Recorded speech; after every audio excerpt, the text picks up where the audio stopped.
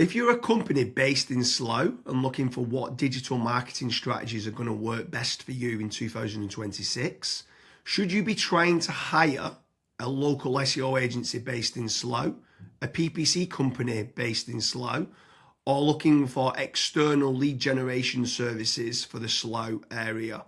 What's going to get you the best return on investment? Before we get started on all the different digital marketing strategies for your Slough-based business, Kazra, what advice would you give to a business owner or entrepreneur who is based in So Slough? for Slough-based businesses, the number one thing that I would be doing is setting up some KPIs. I want to be taking a look at how much money I'm spending on marketing channels, how many leads have been generated per marketing channel, whether it's Facebook ads, SEO, PPC, etc., and what have been the contact rates of those marketing channels or those leads from certain marketing channels. Have you been able to contact 5 out of the last 10, 2 out of the last 10? And then last but not least is the actual money that's actually been generated per channel. Has it been £1,000? Has it been £10,000? Has it been £3,000? Those would be the KPIs that I would be looking at prior to even spending a single penny on marketing. So James, take it away with the first marketing channel. So step number one for me has got to be branding or brand SEO and making certain that you're looking good online, you've got a strong reputation. I think everything needs to start, the foundations need to start with a positive kind of brand SERP of who you are and what you do. So a SERP stands for search engine results page, and getting that branding right across the board then can lead on to other things of what you can be doing. It will improve your conversion rate on paid ads or social media. Any leads that you get in, the conversion rate would be good. If at the 11th hour, they're going to decide who you're going to go with, branding, I think, becomes very, very important. So I'd say that's the first thing that people need to get right for all digital marketing strategies. My next strategy is going to be AI visibility. I feel like more and more companies are actually looking into this. So what does ChatGPT, Claude, Gemini, Grok, Perplexity say about your brand or about your business? Is it a positive thing or is it a negative thing? And also trying to figure out what it says about your competitors as well. And obviously trying to improve that's really important. Some people call it AI SEO, some people call it GEO, some people call it LLM optimization. But this is going to be a big thing in 2026 and also in the years to come as well. Yeah, I think that's a huge strategy that people need to be looking at with regards to artificial intelligence. More and more people are obviously using AI. The next one for me is filling in the form at FatRank or Promo SEO, which do a commission-based lead generation service for UK companies looking to grow. I think it's important to be looking at your own digital marketing efforts to generate your own leads, but also if you can use some freelancers and outsource some as well, you've got that diversification of leads. So head on over to fatrank.com, fill in the form and see whether they can help you with a no-risk supply of inquiries. Promise you'll also do a very similar performance-based lead generation service as well that you might want to fill in the form with there, and just double check whether you can go and get a third-party lead generation company to top up and start generating you some leads for your business to grow in 2026. Yeah, and then next on the list is Google Business Profiles, so Google Map listings. This is like local SEO where you basically just try and get more reviews. You build out your Google Business Profile in your local area. Now, there's pros and cons to this. I think the biggest pro is that once it is actually ranking, you're going to be consistently generating leads. However, to get from nowhere, like let's say you do not have a Google Maps listing at all, to get it ranking to position number 1, the issue you've got with that is there might be, let's say, a 60 or 100 review deficit. And to obviously get those reviews, you need leads. So it's one of those things. It's like the chicken and the egg. I for one just think it's good for personal branding or for branding of your company. So always try and get the Google Maps listing, but you should always know the pros and cons to it as well. Yeah, for certain. If you're in a local area, you want to try and get those local maps listing. For me, you need to be omni-channel and omnipresent. Yeah. I think the next part is SEO in general, so organic SEO.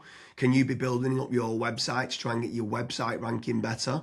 If you are in local area, you might want to do your service with the area of where you cover. So like plumbing in Manchester, create a page for that. Hopefully then share that on the Google business profile of what you mentioned. But trying to get organic rankings, the amount of search volume that people are out there searching for different services of what you do, or it could be some blog posts that you could be doing as well. There's different strategies on there that you can be doing, but ideally you want good quality content, build up topical authority, and try and get some third-party backlinks to power up the site to get those organic SEO rankings. I think that's another big part that you need to be doing as part of your digital marketing strategies in 2026. Yeah, and then the next one, which kind of ties back to what you were saying before, James, is obviously organic social media. Now, organic social media, I think it's more of a numbers game. So try to create good content that your audience would actually view.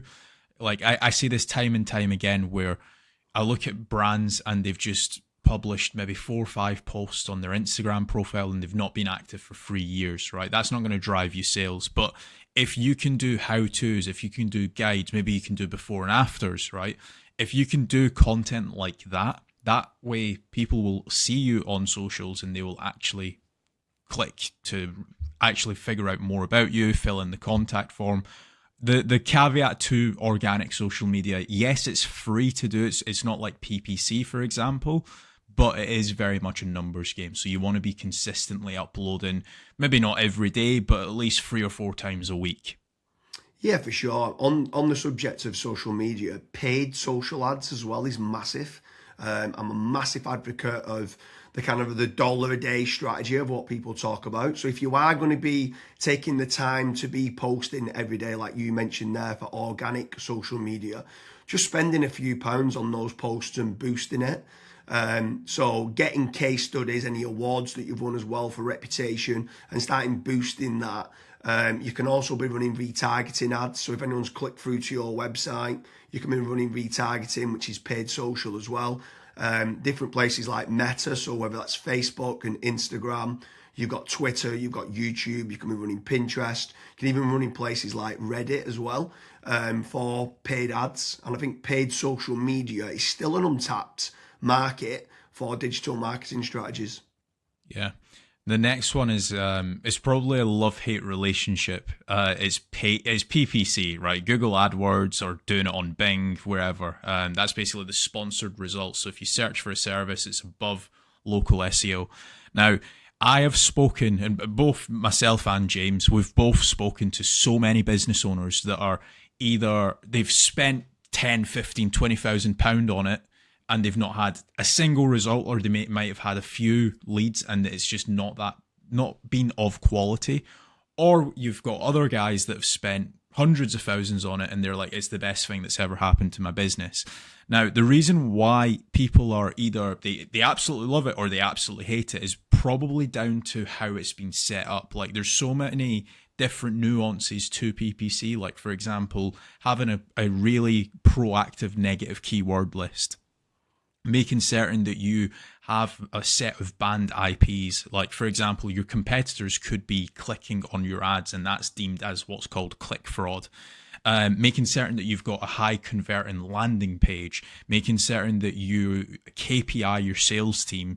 So when a PPC lead comes in, that is one of the first priorities that they actually take when it comes to contacting the lead. There's all of these different nuances, and if you're not on the ball with PPC, it's probably not going to work for your business. However, if you've got a really good, well-refined sales team, you've got a really good landing page, you've got a well-kept, up-to-date negative keyword list, you are using click fraud software, at that point, it will actually probably perform well for you. But again, just know the pros and cons to PPC. Yeah, for sure. There's certainly pros and cons. There's benefits of using it to get instant leads. But like you said, the amount of people that we speak to that have burnt a lot of budget and not had the inquiries and stuff that's come through as part of the digital marketing is pretty scary. While we're on the subject of paid, obviously we spoke about paid social ads and now you've spoke there about PPC with Google or Bing. I'm going to throw in the mix paid ads on AI platforms. It's not fully rolled out as we're doing this video, but I know that ChatGPT are looking to try and roll out ChatGPT ads. Claude, Perplexity, other kind of LLMs might start rolling it out in 2026. I think if you're one of the early adopters and innovators to get on there, I think you could be getting cheap leads or cheap contact form submissions. So it's something to look out for of doing paid AI listings and ads. I think that could be something to look out for in 2026. Next on the list, and this is a little bit out of control. You do obviously have like forums that you can get your brand mentioned in, like for example Reddit and Quora. That very much comes down to the after fact, like where are your customers that you've been dealing with previously, are they actually raving and shouting about you? If they are, then that's a very good resource of getting other people recommending you. So if you can get that, again, it's a little bit out of your control, but asking for reviews, asking for them to recommend you to friends, to people, that can obviously generate you a decent amount of leads and inquiries as well.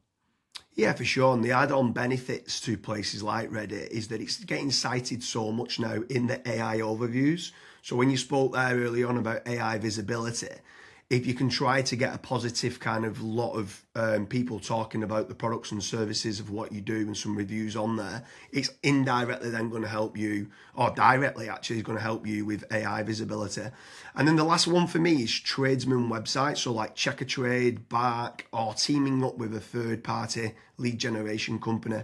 Something I would say with all of these practices, Kazra touched on earlier about making certain that you understand your KPIs and your ROAS, return on ad spend. I think it's very important for business owners that are doing any sort of digital marketing to be tracking how much time and effort's being put into, let's say, running organic social media or running paid ads. Everything should have KPIs put in place. And this is exactly the same then with tradesman websites like Check a Trade, Bark, Rated People, My Builder.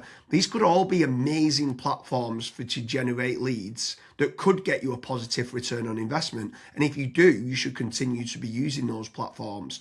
There's certain lead generation companies out there as well that could generate you quite a lot of leads. They could be using organic SEO or PPC or social media ads to generate you those leads. But if they are getting you a positive return on investment, again, I'm all for it as part of your digital marketing strategies. But I just want to repeat one more time with regards to FatRank and Promo SEO. They do lead generation and they guarantee a return on investment. It's a commission-based lead generation service or performance-based lead generation service. So make sure you head on over there, fill in the form. That could just be one part of generating leads of many. You should be trying to generate your own. You should never have a single point of failure, and you should be trying to get that diversification. But make sure you head on over to Promo SEO or FatRank lead generation service as part of your digital marketing efforts in 2026. Thank you very much, Kazra.